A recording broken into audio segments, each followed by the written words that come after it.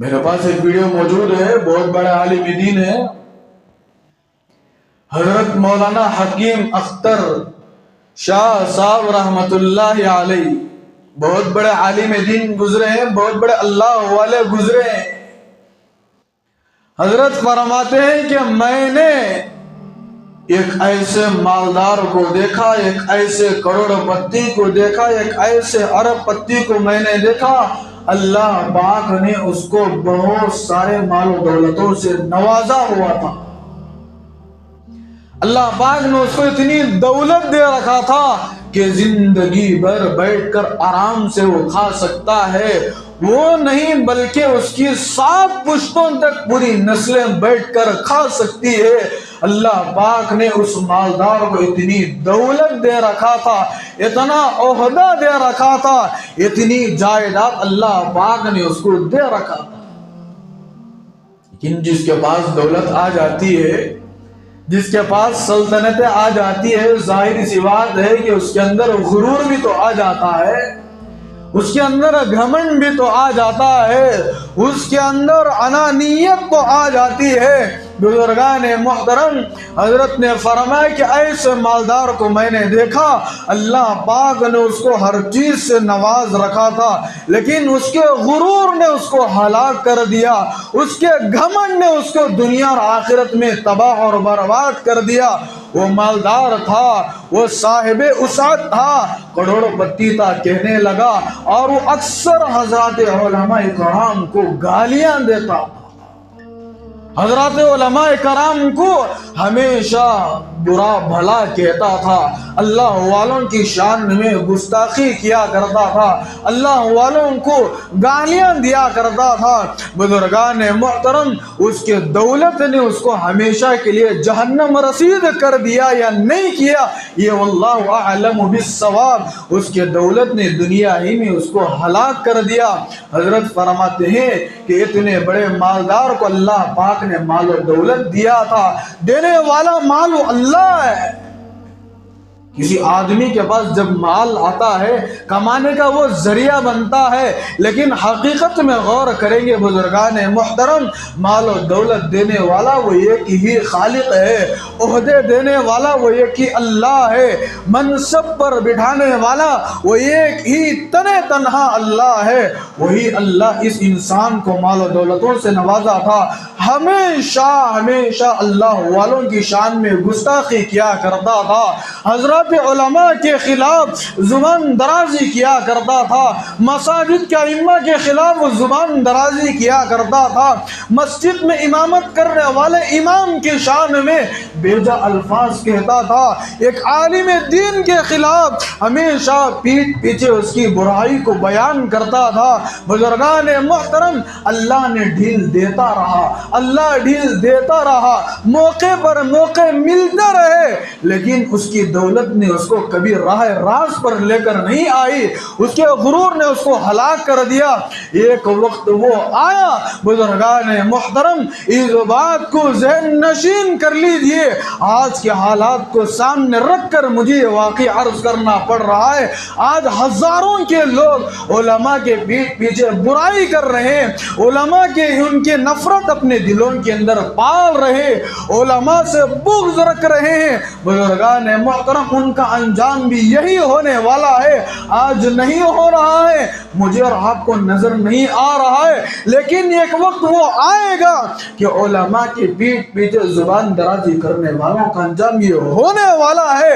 ایسے لوگوں کو ہم نے دیکھا ہے کہ علماء کے خلاف زبان درازی کرتے ہوئے ہمیشہ پھرا کرتے تھے، مسجد کے امام کے خلاف پیٹھ پیچھے غیبتیں کیا کرتے تھے، ایسی لمبی بیماریوں میں اللہ پاک نے ان کو مبتلا کر دیا تھا، وہ ایسی بیماریوں میں پڑھ کر موت کو مانگ رہے تھے، وہ زندگی سے ہاتھ دھونے کے لیے تیار ہو چکے۔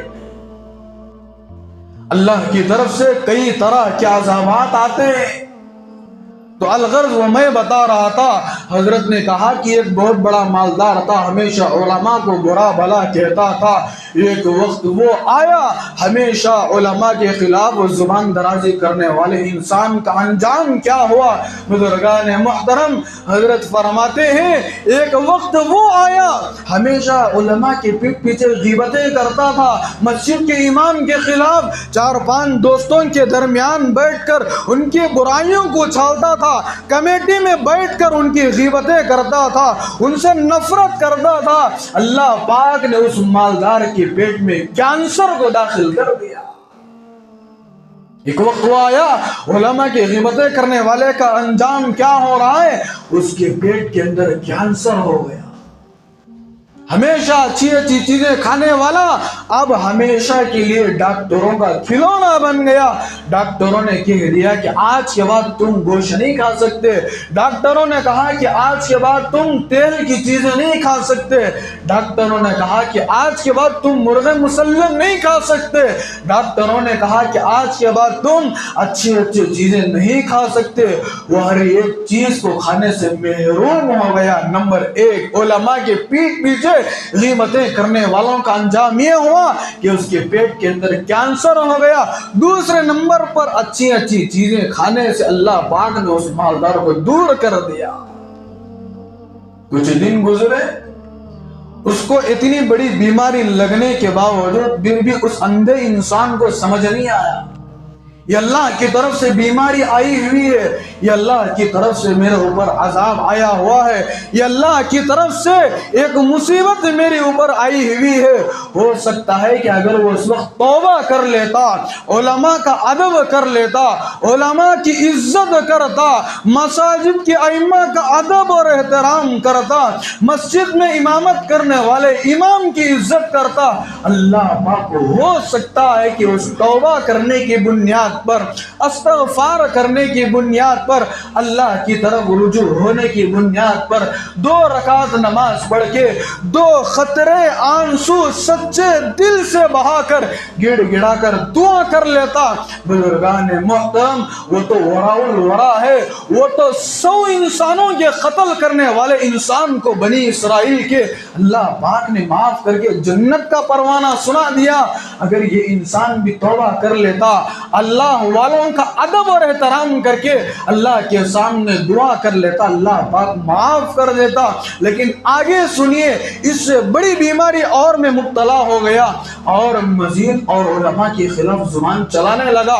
کچھ مہینے گزرے بزرگان محترم، یا کچھ ہفتے گزرے، حضرت علماء فرماتے ہیں ہمیشہ وہ اپنی زبان سے علماء کے خلاف چلاتا تھا، اسی زبان سے امام کے خلاف کہا کرتا تھا، اسی زبان سے ایک عالم کے خلاف پیٹھ پیچھے اس کی برائی کو بیان کرتا تھا، اسی امام کے خلاف نماز پڑھنے کے بعد جا کر اس کی غیبتوں کو اچھال کر اس کو بدنام کرنے کی کوشش کرتا تھا۔